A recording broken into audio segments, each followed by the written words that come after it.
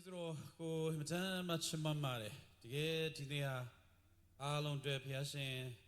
tambo shire nego pinsambire surago yongchire bonna. Jorori amanapian de peka the soino jorori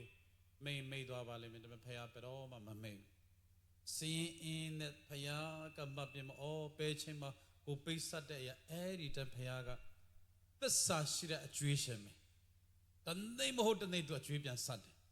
To the base of the Ludango, Paya, a tree, little shure, a tree led my page and Chile, a tree led my page and Biro Tuga, Webian Bima, or change out the Elvio Mahobu. Paya, the base of Ketayago, Payaga see in the Mate, the Sashipian sad. The name hold the knee one way or another way, but no. Hallelujah. Joya Tatama to get Paya Kamia Bare. John Dimanatolare come and yet you tule, Pole, you are a bureau. Mano to Sias and Tosia and set up Pobian Mide with a Wusana John Twella did it. Bomishe, Shupna, Damechilado, Homa Tilo Totrima, Solo Totrino, Tojani, Kalaza Changa to Yagmaz. Mapidi with some Sovian led, Dodere, Tomono Martini. Zaja my song ayaylo Indian action moving ayaylo Jorori bawaga amanaro panetule surekama Loga ima edela pirame yoshin zagaragago la yaida Yoshin zagago yaida kama Eri movie go payaga salai Loga ima Eri tuye movie tuye Tu ye yoshin zalante ma Ngorori a longa tania motane pawen la Dabi me Jalare kama Eri zakate ma Go pawane So that you make to a change Dajamo God's plan for every youth Surihaga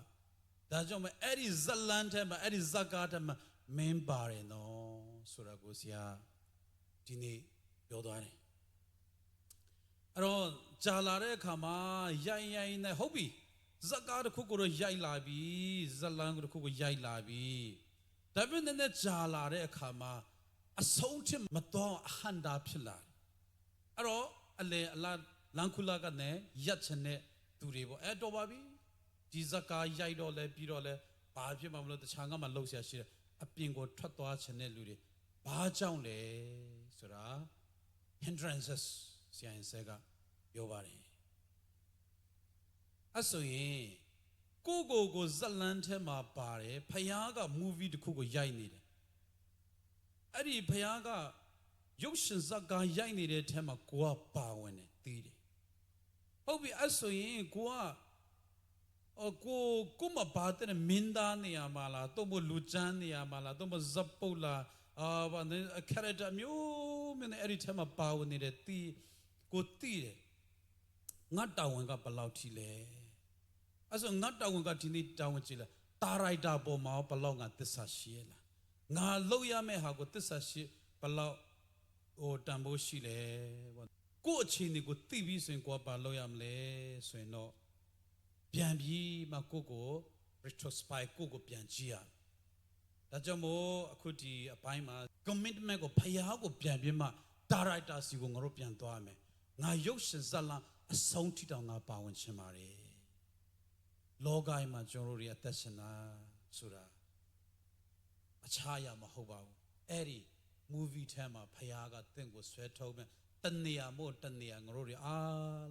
achain tan lai ai zalan ga pi twa le achain tan nai loga ne along thwat twa ra cha ra be Matching me met Tatuaja. John the Caronga who Kambama, O Kalid in there, Majo Budmi in the Jorotua in it. The Koma Henway and Mindamin Bedulamdi La Yaini. Jaida got laid through a Taqueba Manoli. The Henway got the Cumbio, the Cumbio as the Gajara, the gay Sailo Shama, Comalega Canal Mule, Dom Edgema, Henway I got Dugan. Aragule, a Sevenza, a Jane Diamaka. No so say to my door, era later Kalola and Peter Kaisago, Palo a Chantia neighbor. Talo be Talama Dara, the Boma Jade, low, the low, and now son on there. Say to my John, a song to Machido. Loga Dari, ကြီးဖို့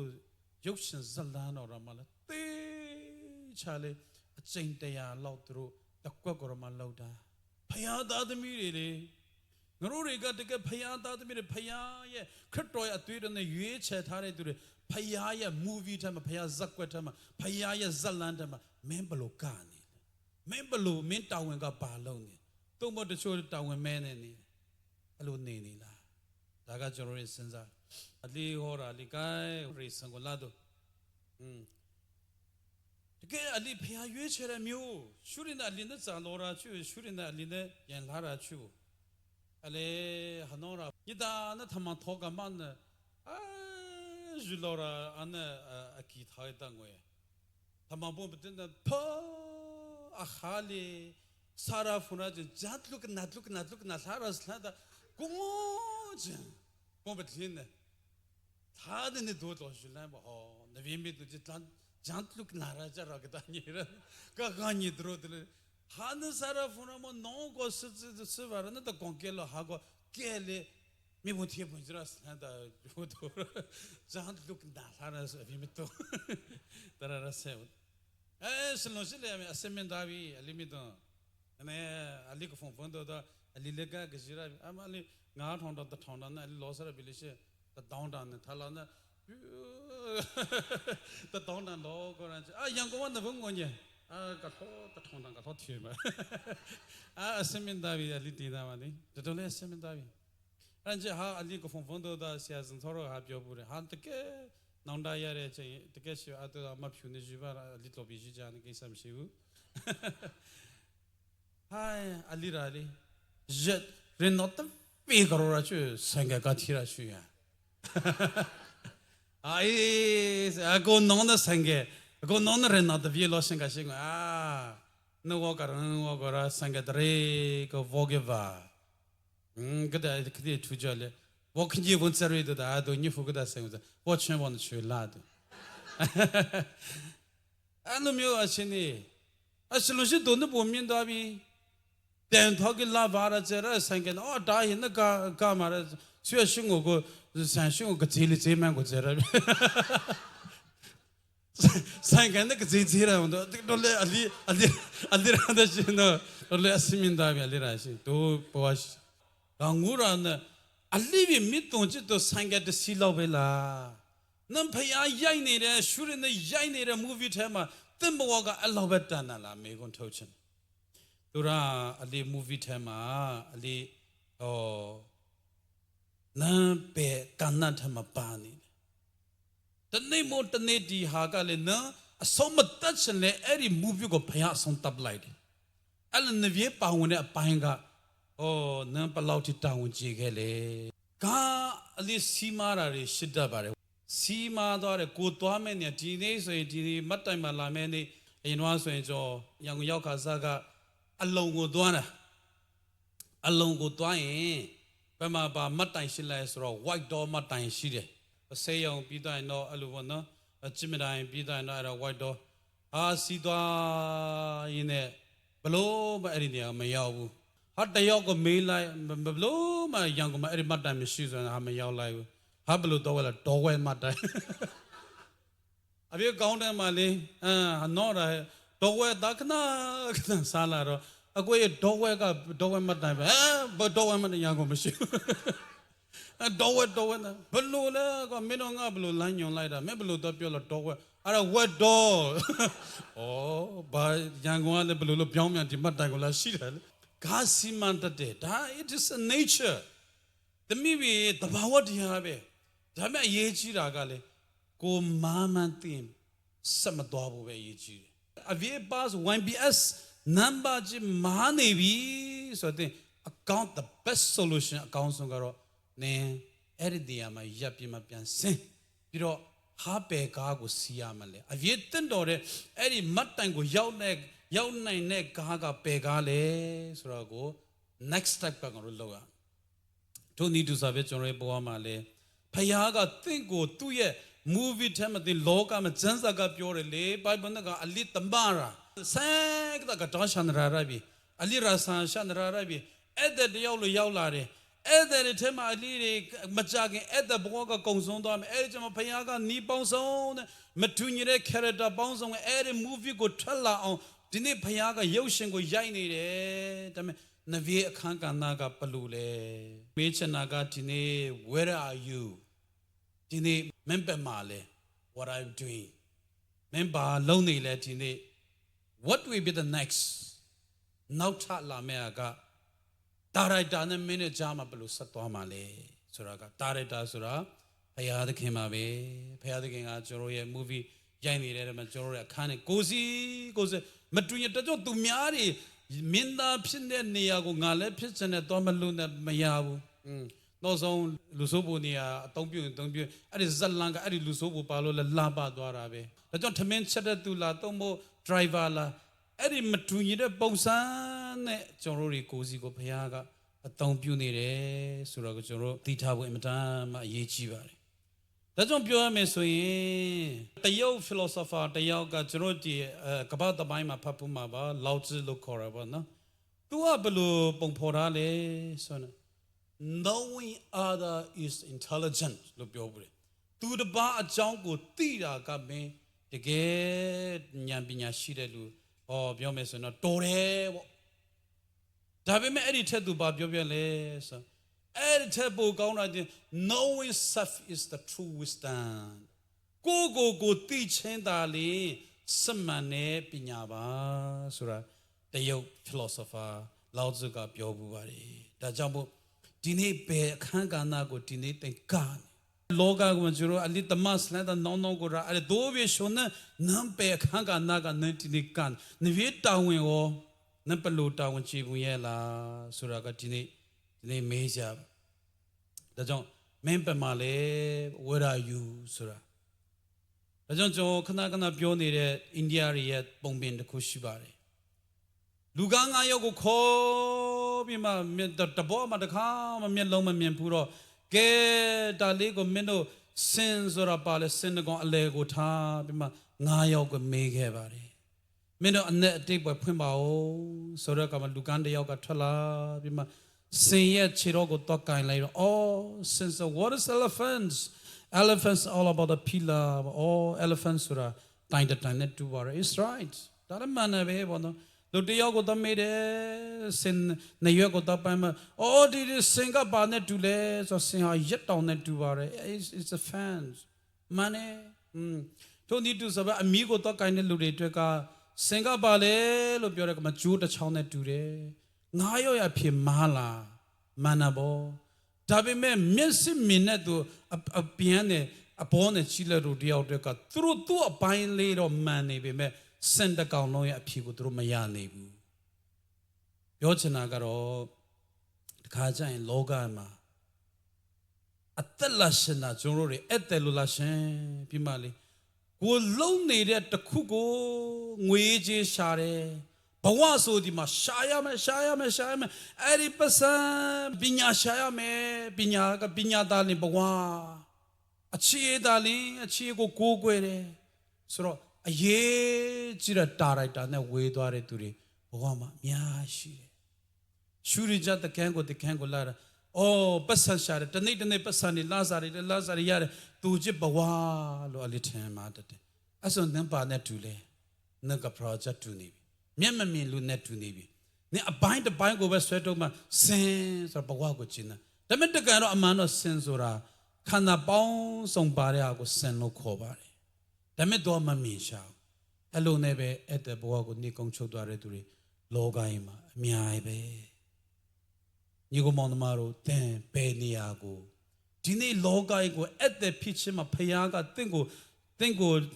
ခံထားတဲ့ဖခင်ကတင့်ကိုပေးထားတဲ့တာဝန်ဘယ်နေရာမှာတင်ဒီနေ့တာဝန်ကြည့်အောင်ဆောင်ရွက်နေလေရမယ်ရေးကြည့်ပါတယ်ဒါကြောင့်ဒီနေ့တင်ပါလုံးနေလေမင်းပဲနေရာမှာတခါတော့က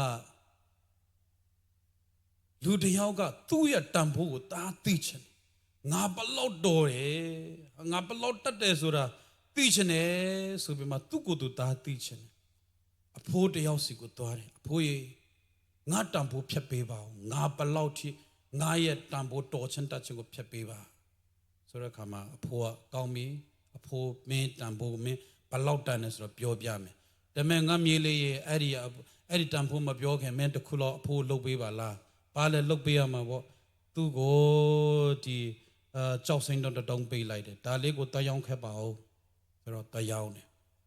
တယောင်းတဲ့အခါမှာသွားဒီမနက်ဈေးမှာသွားရောင်းတယ် wet market မှာပေါ့နော်သွားရောင်းတော့ဒါလေးရောင်းချင်လို့ပါဆိုတော့ဒါပေမဲ့အဖိုးပြောတယ်ပါဇက်နဲ့မပြောနဲ့အမူအရာနဲ့ပဲပြခဲ့တန်ဖိုးလို့ဆိုတော့ဒါလေးရောင်းချင်လို့ပါဆိုတဲ့အခါမှာသွားလက်နှစ်ချောင်းပြခဲ့ပါဆိုတဲ့အခါမှာဘလောက်လဲဒါစိတ်ဝင်စားတယ်ဘလောက်လဲဆိုတဲ့အခါမှာလက်နှစ်ချောင်းပြတဲ့အခါမှာအော်ဒေါ်လာ200ပေးမယ်ဒါပေမဲ့သူ့အဖိုးမရောင်းနဲ့ပြန်လာခဲ့အဖိုးရေလက်နှစ်ချောင်းပြလိုက်တယ်ဒေါ်လာ200ဒီကြောက်ကိုပေးချင်တယ်ရောင်းလိုက်ရမလားနောက်ဆက်သွားအောင်တနေရာသွားတယ်နည်းနည်း shopping mall တနေရာမှာရောက်ပြီးမှဒါလေးရောင်းချင်ပါတယ်ဆိုတော့ဘလောက်လဲဆိုတော့သူကပါဇက်ပိတ်ပြီးမှလက်နှစ်ချောင်းကြီးပြီးမှဒေါ်လာ2000ပေးမယ်အာသာထူဆန်းသွားတယ်အဖိုးရေတက်ချင်ပြန်မှအဲ့နောက်ဆုံးတစ်ချိန်လုံးဆိုတော့သွားပြီးမှကဲတနေရာသူလိုက်ရှာရင်းနဲ့ဘာတွေ့လဲဆိုတော့တကယ်ကြောက်စိမ့်နေထားတဲ့တကယ် museum တစ်ခုကိုတွေ့သွားတယ်ပေါ့နော်တကယ်တော့ထားတော့ပြတဲ့အခါမှာအဲ့ဒီပိုင်ရှင်ကကြည့်ပြီးမှအဲ့ဒီကြောက်ကိုတိချလေးကြည့်လိုက်ပြီးမှငါဘဝမှာဒီလိုမျိုးအည်သွေးကောင်းတဲ့ကြောက်တစ်ခါမှမမြင်ဖူးပါဘူးဒေါ်လာဘလောက်လဲဆိုလက်နဲ့ချောင်းပြတော့2တန်းလားတဲ့ခုချက်လက်ညှင်းရှိမယ်ဒေါ်လာပထမက900ဒုတိယက2000တတိယကဒေါ်လာ2တန်းပစ္စည်းလဲလားမလဲဘူးပစ္စည်းကအတူတူပဲအဲ့ဒီချိန်မှာသူ့အဖိုးကဲအခုငါမြေးမဲအခုအဖိုးပြောပြဆရာမလို့တော့မို့လားမင်းအတန်ဖိုးဆိုတော့မင်းနားလဲမို့လားဆိုတော့ဖယားသားသမီးတွေဘယ်နေရာမှာရှိတဲ့နေကိုတန်ဖိုးကိုရွေးရပါလိမ့်မယ်ကိုဘာမှတန်ဖိုးမရှိတဲ့ market မနဲ့ဈေးမှာကိုသွားထိုင်ကိုရဲ့တန်ဖိုးဆိုတာ900ပဲတန်သွားတာပေါ့ဒါပေမဲ့ shopping mall မှာတနေရာမှာကိုဖယားသားသမီးကိုရဲ့ဖြစ်တည်ခြင်းကိုဖယားရွေးတဲ့တီးပြီးမှကိုပြန်လာတယ်ဆိုရင်ကိုတန်ဖိုးက2000ဖြစ်သွားမယ်ဒါပေမဲ့ကျောင်းမြင့်ယတနာစုယုံနဲ့ယတနာတိုက်ကိုရောက်သွားပြီဆိုရင်တော့ဒေါ်လာ2တန်းဖြစ်သွားတယ်ဒီလိုပဲကျွန်တော်တို့ဘဝကလည်းဖယားကတော့အကုန်လုံးကိုတန်ဖိုးထားတဲ့ချစ်တဲ့ဒါပေမဲ့ကိုယ့်ရဲ့တန်ဖိုးကိုရွေးချယ်ရတယ်ကိုယ့်ရဲ့တန်ဖိုးကိုဆုံးဖြတ်ရတယ်ဆိုတော့ဒါဝန်တာတယ်ဒီနေ့ရန်ကုန်မြို့ကြီးမှာတိုင်းသားတွေအလျော်ရဆဲရမတူညီတဲ့ပုံစံနဲ့လေကြိုးစားကြတယ်အလုံးလုံးကြတယ်အလိပဲကောင်းမောင်းကိုကပါတယ်တခုပဲဘဝကိုအောင်မြင်ခြင်းတယ်ဘဝကိုတိုးတက်ခြင်းတယ်စနာတလေးမှာအပြင်းပြေရန်ကုန်ကတော့စနရာရပြီကိုခင်ကွန်ချွန်းတော့ဘယ်သူမှမရှိပါဘူးရဲ့ချက်တခုနဲ့အလိရောက်ကြတာပေါ့သူကမင်းပမာလဲပေါ့အတိတ်နဲ့ကိုနဲ့စေပဲနေရမရှိနေနဘာလုံးနေလဲဒီနေ့ဘာလုံးနေရန်ကုန်မြို့မှာနေပြမနဲ့ဘာလုံးနေလဲအဲ့ဒါကရမ်းမရေးချင်ဘဝဆိုတာလေ where are you what are you doing what are with next အဲ့ဒါရမ်းဘရဖို့စိတ်ဝင်စားတာဘဝကိုအလိပလို့စားခဲ့လေဆိုတာတဲ့လေအဲ့ဒီ movie ရဲ့ဇက်တိုင်းပိုင်းကိုဖျားပိုးပြမစိတ်ဝင်စားတာရုပ်ရှင်ဇက်ကားတစ်ခုမှာကျွန်တော်တို့ဘလို့ပဲကြည့်ပေါ့နော်ဇက်တိုင်းပိုင်းကဘလို့ဖြစ်မလဲပေါ့နော်အဲတော့ကောင်းလေးတယောက်ကကောင်းမလေးကိုဒါကြိုက်တော့ပေါ့နော်သူကြိုက်တော့ဒါပေမဲ့သူတို့နေအစင်တန်းกว่าတော့ပြချာဘောရရှိဘူးတော့ပါပြီအပြင်းမြတ်တော့ဂျန်တုကနာလာထားရတဲ့ဘီနဲ့ဘလို့မှရီစားစကားတော့ပြောနေအနက်ပြောမှပြန်ပြောမှမဟုတ်ဘူးနော်ဆိုတော့ပြေရှိလို့ပြောဒါပေမဲ့မင်းကြိုးစားမင်းတိုက်နေကမကြည့်ဘူးလားနည်း motivation ရလာဘောနော်တကယ် upper class နော်ဒီမင်းသမီးကဒါပေမဲ့မင်းသားကဖဲနိုင်လို့တာသူတကယ်လောင်ကျင်းနိုင်လို့တာတခါခွင့်ရဒါပေမဲ့သူတို့ညလူကိုစွန့်ပြမတဲ့တာမန်လူတယောက်ကိုရွေးချယ်သွားတာပဲပြီးဒါစိတ်ဝင်စားတာပေါ့နော်ဟုတ်တယ်နော်ဒီနေ့မှစောင်းနေနေပြန်ကောမလေးတော့လိုက်ဒါပေမဲ့ပါတော့တယ်အဖေမဖြစ်အဆုံးမတိုက်တဲ့နေ့တည်သွားတယ်မင်းသားတည်သွားတယ်မင်းသမီးအသက်ရှင်နေဟာမတည်ချင်တော့ပြီဒီစားလောက်ကိုဒီလောက်နဲ့ထားခဲ့မယ်အဆုံးကတော်တော်လေးရေးကြည့်တယ် Bello bawago the life how we begin so the how we will end. Araga ya yejira. Gosi mattunyire pongsane shurina lila pampita jare. Pinyai loga mala, sibwa loga ma, nangai loga mala, amuro son loga ma. Arani all loga beve movie zalantara pita shuri the kepaya sanguza, sombango, the kesanguza. Etem nampolo canile. Yama yechiba. Jory paloyamale, Suragam. To be a jungle theatre, Kuku would TV. Manek by a season top yore. God's plan for every youth that met the Churia, Jalareka Matibitare. Ah, Sorosia and Sepure, every plant him a mayon and a hantarica mia sheet. Air in the Checo Tibita Arad. That's it, Gaune. Dine paloyamale. Tarai da netio to Hamabo. Tarai da si. And it's the long time. Nago beat her at Taunga. Kausomia Sakame. Then Taumachekera. Bama singing Yamalubu. The Margara it's not never mind. But I yechi got the most important got next Wimpalupian come. Hisha Kanji Chauko Papa me. Balauti lesson shit teach on Papa me. Also means a nice donating Tarapia the Illumin Doppelin Boma Tino would go. Nami eat. A wood or this are the Baymano go pili, come with the Mandrado di Paleno the Chama Yani. Duro di a down Chokusi, a down the Kusi Mena go pole, a down the Kusi with Chido go pole, a down the Kupi Tanda E. Duro gale, going about Shintarapia, dancing it dancing, don't wait dancing. Meiji the bill on the bone, Billy, who the bar, Jolly. Todo the Jujo or time bit the dine, or did the Losha Miko in the Ainopini. Nagale, Nane Amenglashi, Na June Shibi, a Chamuga, Nadi, Ninu don't know Cancile, Ninu don't know Caneshido Lumiodi, Nele Nido, Gongi Bojes and Torabi, Piago Shimbi, Gumesin and Miyabi.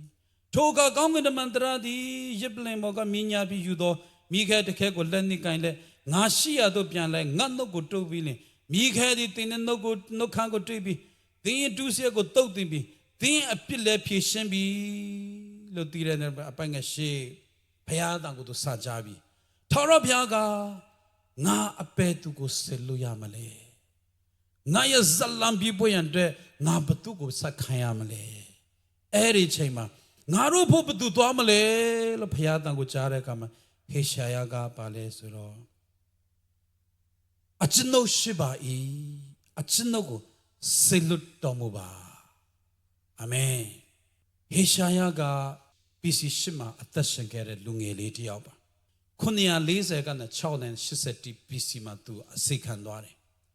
Eri Jama, time be a Macau. Payinga le a Nisaya, a chini Macau. Chidekama Tumale, Pawahu Yang on their whole land, Toyamala, Dilon Toyamala, Bay Yuchayamla, to Sanda wanted to Shinida Kama, Dia Jaya go to Mingera. Paya attention go to me like oh tension paya katamashuri tamida kama oh tension paya going the money going the mantra de paya go chimani da twi de kama di paya go bi de tutia chain ba le so tu go to pian min ne naga matashan lu ba tu go min ne pi ro naut ta tu lu myo go to min ne tu community go Nana Lumurega, Matasana Lumiovala, look, do a mean like Araga, ya ye,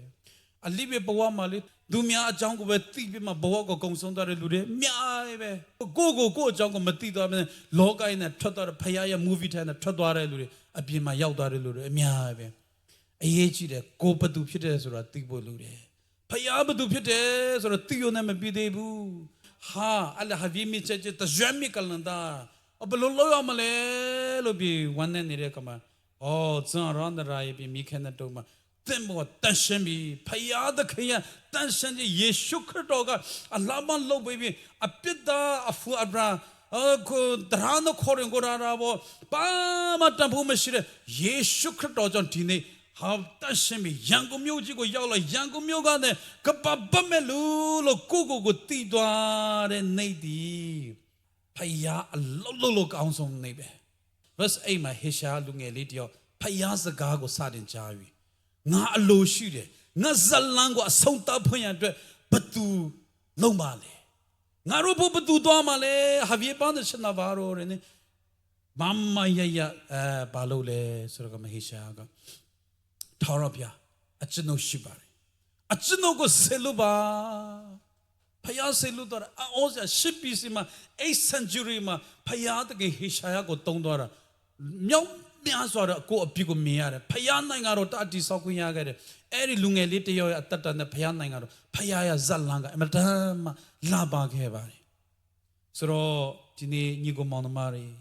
သင်အားဖြင့်ဖယားရဲ့ဇက်လန်းကိုဖယားရဲ့ movie ဇက်သိမ့်ပန်ကိုအကောင်းမဖြစ်ခိုင်းစေချင်မလားဖယားကတော့တားဖြစ်ခိုင်းစေချင်တယ်ဖယားကဒီဇက်လန်းကိုသင်အားဖြင့်အကောင်းဆုံးဇက်လန်းကိုသူရိုက်ချင်တယ်ဒါပေမဲ့သင်ဘယ်လိုလဲသင်ရဲ့အခြေအနေကိုသိဖို့လိုတယ်ဖယားကိုသိယူနဲ့ခံစားချက်နဲ့ဖယားကိုသိတာနဲ့မလုံလောက်ဘူးဖယားကိုခံစားချက်နဲ့သိတာနဲ့မလုံလောက်ဘူးဖယားကိုလက်တွေ့ချက်ချက်သိဖို့အတွက်ခံစားချက်နဲ့ဖယားကိုသိပြီဆိုရင်ကျွန်တော်ပါဆက်လို့ရမယ်လက်တွေ့ဘဝကိုတွားဖို့လိုတာပေါ့လက်တွေ့ဘဝကိုတွားတဲ့အခါမှာကျွန်တော်ရဲ့ဘဝကဒီနေ့ထူးခြားစွာအသက်ရှင်ဖို့တော့လိုပြီအလင်းမြချင်တော့ထူးခြားစွာအသက်ရှင်တဲ့လူဘယ်နှယောက်ရှိလဲဒီနေ့ရန်ကုန်မြို့ကြီးမှာအဖေမေမရှိဘူးအလေးမြောက်အုတ်ထိန်သူမရှိဘူးချနာတလည်းနည်းမျက်စိတော့ရှိနေတဲ့သူမရှိငါမ is my life my choice ဆိုတဲ့လူငယ်တွေအများကြီးပေါ်လာငါကြိုက်တယ်လို့အသက်ရှင်လို့ငါရွေးချယ်လို့ငါတွားချင်လို့ငါအသက်ရှင်လို့ရတယ်ဒါပေမဲ့ဘယ်နှယောက်ငါဘဝကဖယားမျိုးနဲ့ဖယားရွေးချယ်တဲ့ဖြစ်တဲ့အတွက်ငါဖယားရဲ့ movie ကိုမဖြတ်ချင်မဖယားရိုက်နေတဲ့ရုပ်ရှင်ဇာတ်ကားကိုအကောင်းဆုံးငါတရုပ်ဆောင်ချင်တယ်အဲ့ဒီအချိန်မှာကဘာမှာ supreme power အချစ်ကဆိုတော့ဒီနေ့အမေရိကထပ်ပို့ပြီးမှတော့မြင့်တယ်တကဘာလုံးက supreme power ကိုတင်နာတယ်အလွယ်လွယ်နဲ့သူ supreme power ဖြစ်လာတာမဟုတ်ဘူးအဲ့ဒီတောင် bodify မိမဖြစ်လာတယ်တကားအစစ်လောက်တဲ့များချထားတယ်ဒါမဲ့သူတယောက်ကဝင်ခွင့်ရတယ်စုံစမ်းခြင်းကြုံရတယ်ဒီအိမ်မှာမင်းနဲ့ငါကလွယ်လွယ်ဘယ်သူမှမရှိဘူးဒါမဲ့ရောတာကတော့ကောင်းကောင်းသိတယ်မင်းဘယ်သူမှမသိပေမဲ့ငါ့ကိုကြည့်နေတဲ့သူရှိတယ်အဲ့ဒါပဲသူ့ရဲ့ကီးလေသူ့ရဲ့တောက်ချက်ကဘယ်သူမှမသိပေမဲ့ငါ့ကိုမျက်စိတောက်တော့24 hour ကြည့်နေတဲ့လူငါရဲ့ဒါရိုက်တာရှိတယ်အဲ့ဒီ movie ထဲမှာငါရိုက်နေငါဘယ်တော့မှငါဖြစ်မခံဘူးဆိုမှသူယုံထွက်နိုင်ခဲ့တယ်ဘာကြောင့်လဲဖယားကိုကြောက်တယ်နောက်တစ်ချက်နေနဲ့သူယူပါယုံကိုဘယ်နေရရောလုံးသူအပြောင်းမခံဘူးသူယူပါယုံကိုမပြီးမဆုံးမချင်းဖယားရဲ့သူ့ကိုခိုင်းထားတဲ့တောင်းကိုဘယ်တော့မှမမေ့ဘူးဒါကြောင့်မို့ချစ်တော်ညီကောင်မတို့ဇိုင်းမချနာမဲ့ဒီနေ့လောကမှာဒီနေ့သင်ယူပါယုံကိုမိမ့်စေတဲ့အရာတွေအများသင်ဘဝစီကိုရောက်လာလိမ့်မယ်ဒီအားဖြင့်ဒါတွေဇလန်တဲ့ကနေထွက်တော့သင်ကိုဆွဲဆောင်နေရဖယားစီကိုပြန်လာဖို့ဖယားနဲ့တာရိုက်တာနဲ့ဝေးသွားလို့မဖြစ်ပါဘူးတာရိုက်တာနဲ့ဝေးသွားပြီဆိုရင်ဘဝဟာဝမ်းနဲ့စံမတမ်းမကောင်းပါဘူးဒါကြောင့်အလေးဘဝကိုထူးခြားအောင်နေရမယ်တိုင်ရလာခန်းကြီးမှာကြီးတဲ့အခါမှာ BC 605မှာတိမ့်ပိုက်ချင်းခံရတယ်သူ့ကျွန်ဘဝကိုရောက်သွားတဲ့အခါမှာကိုဘခလတဲ့ဒေတာမှာရောက်တဲ့အခါမှာကဲရောမရောက်ရင်ရောမလို့နေရမယ်မင်းတို့ရဲ့ဘဝကိုကိုမင်းရဲ့ခါချောကိုပြောင်းကဲဒီနေ့မှစမှလူ၄ယောက်ကို shutter mission ပိတနေကိုတိုင်လာကိုရွေးချယ်လိုက်ဒီ၄ယောက်ကိုဒီနေ့မှစမှအစားတော့အကောင်းဆုံးကျွေးဝမ်းအကောင်းဆုံးကျွေးအကောင်းဆုံးဆယ်ရအကောင်းဆုံးကျွေးဖြစ်တဲ့အခါမှာhallelujah praise the Lord လို့မပြောခဲ့ပါဘူးတိုင်ရလာကသူဖြစ်တယ်ဆိုတော့ငါဖယားမျိုးနဲ့အသက်ရှင်တဲ့ဖယားတခင်မျိုးဖယားရဲ့ဇလန်တဲ့မှာဖယားရဲ့ movie ဖယားရဲ့ရုပ်ရှင်ရိုက်တဲ့ထက်မှာငါပါတယ်ငါမစားပြစေနဲ့ထူးခြားပြီးမှထွက်လာတယ်ဂျန်တဲ့သူတွေစားမဖြစ်ဘူးဒါပေမဲ့စမ်းကြည့်ပါတကယ်တိုင်လာမှလေတမှုထူးခြားပြီးမှအဲ့ဒီဘာဘလုံကင်နမ်ပြီးတာနဲ့မီတိုဘီရရှာဘာရှန်ကင်နန်တီတူနောက်ဝင်ချစ်ဘဝနဲ့ပြန်ဖြစ်လာတယ်ဘာကြောင့်လဲတမှုထူးခြားအောင်သူအသက်ရှင်ခဲ့လို့ပေါ့သူ့ကိုသူဘယ်သူဖြစ်တယ်ဆိုတာသူသိခဲ့လို့ပေါ့အလင်းနဲ့ဘုရားကအပြင်းပြင်းနဲ့ရံကုန်တော့ပါလေရှုရနေကဆွေတရားမှမပါဘူးဘုရားစိတ်ဝင်စားတယ်ဟဲပြီးသွားရင်နဘေးငါနဲ့အပြင်းငါနဲ့ဘုရားပါလုံးမလဲဖယားတာအလစ်လူမျိုးတွေကိုအလစ်တိုင်းပြည်ကိုဖယားနိုင်ငံတော်တဲမှာဖယားအသုံးပြုခြင်းနဲ့အဲ့ဒီထဲမှာနင်တိုင်လာရော ထူးခြားခြားနဲ့ဘလို့အသက်ရှင်လို့ရတယ်ဒါကြောင့်မို့ဖျားမျိုးနွယ်ဖျားရွေးချယ်တဲ့မျိုးနွယ်ဆိုတော့တာမန်လို့တော့အသက်ရှင်လို့မရဘူးကိုတီးပြီးအဲ့ဒီဇလန်တဲ့မှာပါအကောင်းဆုံးမဖြစ်သွားတဲ့တောင်ကြိုးစားဖို့တော့ဖျားကအပြေဝကျွန်တော်တွေကိုတာဝန်ပေးထားတယ်ဒါကြောင့်ဖျားစီကိုပြန်လာကြရအောင်ကိုအချင်းတွေကိုဟန်ဆောင်မှုတွေကခဏထားပါလောကကြီးကလေဟန်ဆောင်မှုတွေပဲအသက်ရှင်နေတယ်တကယ် reality ကတဖြည်းဖြည်းနဲ့ပျောက်ကွယ်လာဟန်ဆောင်မှုနဲ့နှလုံးသားဖျားကိုကိုးကွယ်တဲ့အခါမှာအုံနောက်နဲ့ကိုးကွယ်တာတဲ့ဖျားကိုအာယုံဖျားကိုကိုးကွယ်တဲ့အာယုံ၅ပါးပါဝင်ဖျားကို sense 5 sense နဲ့ဖျားကိုကိုးကွယ်ရအောင်ဖျားစီကိုဖျားကိုတီးတဲ့အခါမှာမမားခဲ့တဲ့အရာကိုဖျားကစိတ်ဝင်စားပါဘူးဒါမဲ့သင်ဘလို့အဲ့ဒီဇလန်တဲ့မှာအကောင်းဆုံးသင်ဘလို့ကမလဲဆိုတော့ပဲဖျားစိတ်ဝင်စားတယ်ဒါကြောင့်ကျွန်တော်တို့ဘဝကိုဆက်ကြိုးစားရအောင်ဒီပြီးသွားရင်ဖျားအမှုပြုချင်တဲ့အရာကဖျားစိတ်ဝင်စားဆုံးပဲဒါပေမဲ့အဲ့ဒီ next အတွက်ကအရေးကြီးတာကအခုလက်ရှိကအရေးကြီးတယ်သင်နေရာမှန်ကိုပြန်ရောက်ဖို့အရေးကြီးတယ်ဖျားစီကိုသင်ရောက်ဖို့အရေးကြီးတယ်ဖျားစီကိုသင်အဖြစ်ကိုဖြစ်တိုင်းပြန်လာပြီးမှရောက်ဖို့အရေးကြီးပါတယ်ခရစ်တော်ရဲ့ method ကိုခရစ်တော်ရဲ့ strategy ကိုခရစ်တော်ရဲ့နည်းလမ်းကိုသုံးမယ်ဒါလို့အမြင့်ဆုံးကိုခရစ်တော်ရောက်သွားခဲ့ရတယ်လွယ်လွယ်နဲ့ရောက်သွားခဲ့တာမပါလားအနိုင်ဆုံးကိုသူရောက်ဖူးခွေလောက်ပါကျွန်တော်လူငယ်တွေဘဝအမြင့်ဆုံးကိုတနေ့ရောက်ချင်လားအနိုင်ဆုံးကိုရောက်အောင်ကြိုးစားကြရအောင်အကောင်းဆုံးသင်ကိုတနေ့တော့ခါမှာဖျားရှိလူရှိမှသူမျက်နှာတရားချင်လား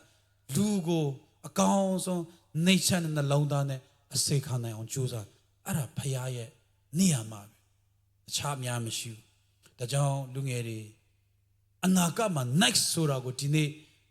ပေးတင်ဖတ်ရမလို့ငါတို့တွေကအလိုပေးတင်နေမသွားဘူးဒါပေမဲ့ငါတို့ဖတ်လို့ရတယ်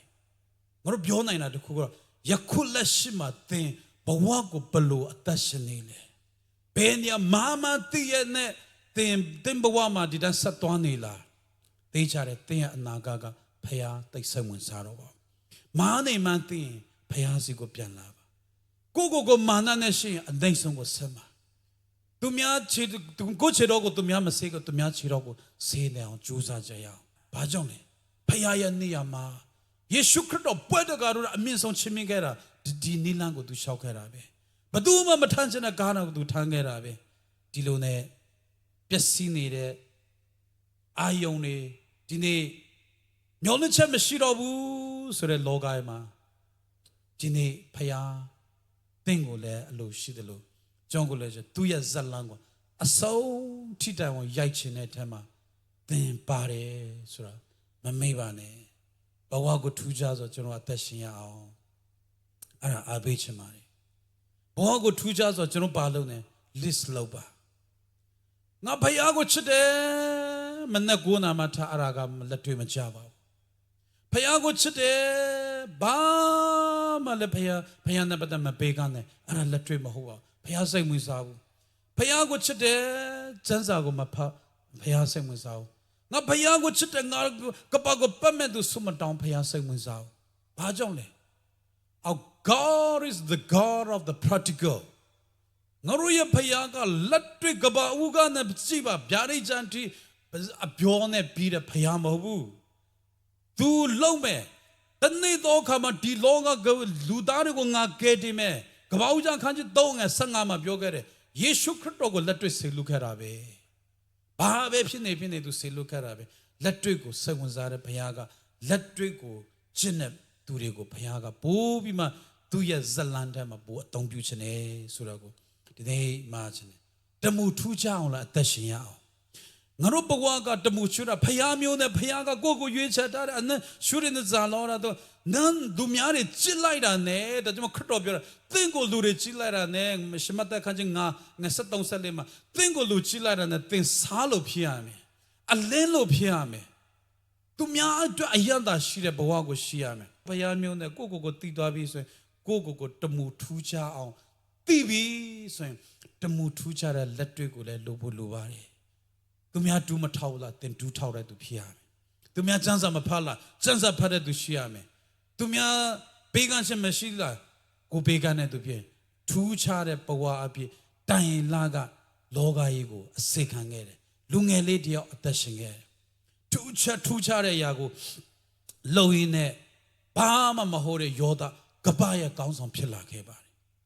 ဘာမှမဟုတ်တဲ့တငါတဲ့ပီတာထူးခြားတဲ့အရာကိုလုံရင်းနဲ့ခရစ်တော်ရဲ့အစေခံဖြစ်သွားတယ်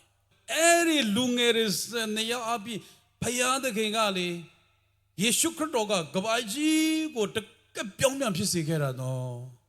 အပြင်းငါနဲ့အလေဟောလေဘတ်ဝတ်ထေဘလုံးရဲ့ကစကချေတဲ့အလိုမျိုးသွားသမှာသူ့ရဲ့အချမ်းစီကြောင့်နိုင်ရန်ကုန်မြို့မှာဒီနေ့ဒီလိုနန်းထိုင်နိုင်တာအထိုင်နိုင်တာရန်ကုန်နဲ့နောနဲ့ထေရနဲ့ထေနန်းဘလို့အတောင်းချနေတယ်သူမို့တခါပတ်စံရှာမယ်ငွေရှာမယ်ဒီလိုနဲ့နန်းဘဝကိုအတောင်းပြုနေလားဖះဝန်နေပါဖះဝန်နေလိမ့်မယ်အကောင်းဆုံးကြိုးစားကြရအောင်